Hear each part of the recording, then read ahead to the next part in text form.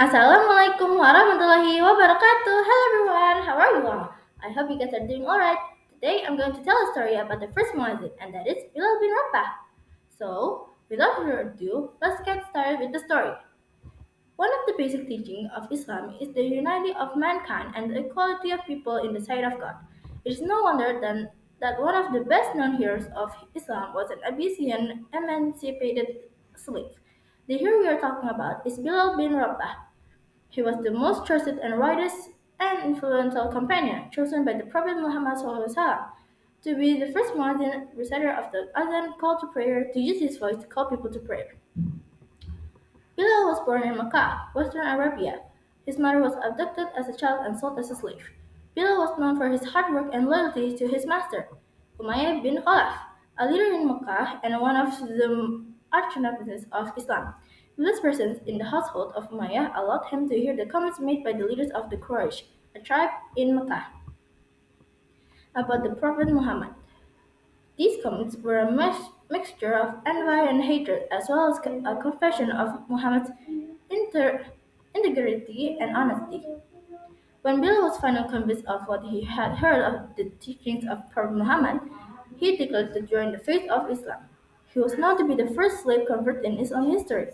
This step itself was not one easy one. Muslims were subjected to ridicule and harassment and at times even persecution, as soon as their conversion to Islam was identified.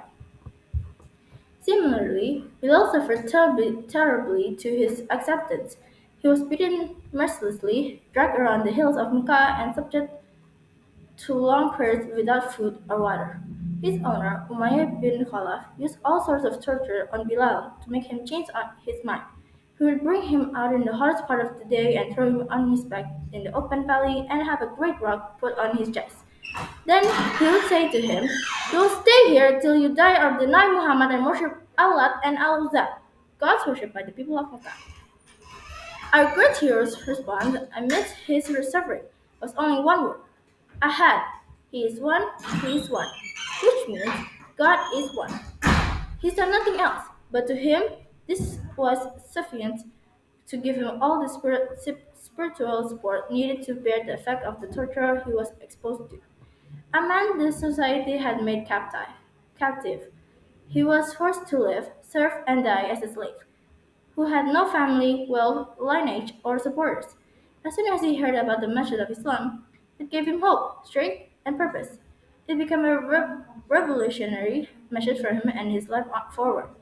News of the slave who cried out, "God is one," even amid torture, soon reached Prophet Muhammad and his companions, Abu Bakr.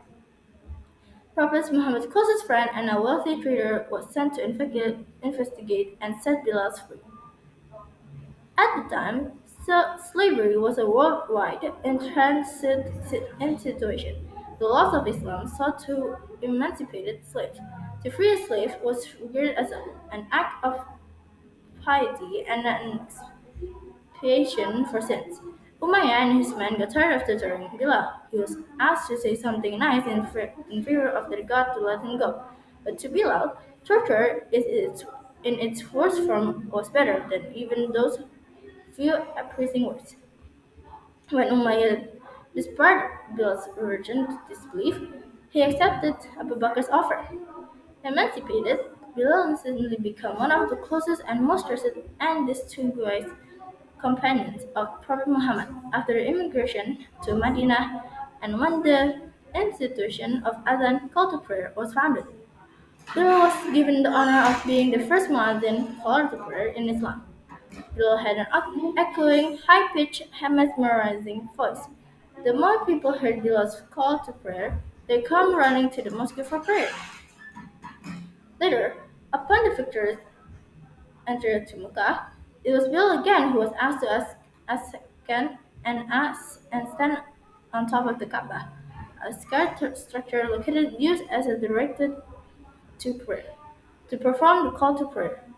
Bilal ibn Rabah is one of the most inspirational and illustrious names in Islamic history. He is honored by approximately 1.3 9 billion Muslims worldwide. His life story reflects his deep love, determination, and conviction in God and Prophet Muhammad. His story also demonstrated Islam's respect for human equality, kindness, anti-racism, and social equity. Indeed, God did not measure people by their skin color, nationality, social status, or race, but by the measure of their character, taqwa, piety, and action. So, guys, so maybe that's all for my story about Bilal. Thank you guys for watching and listening. Wassalamualaikum warahmatullahi wabarakatuh. Bye bye, everyone.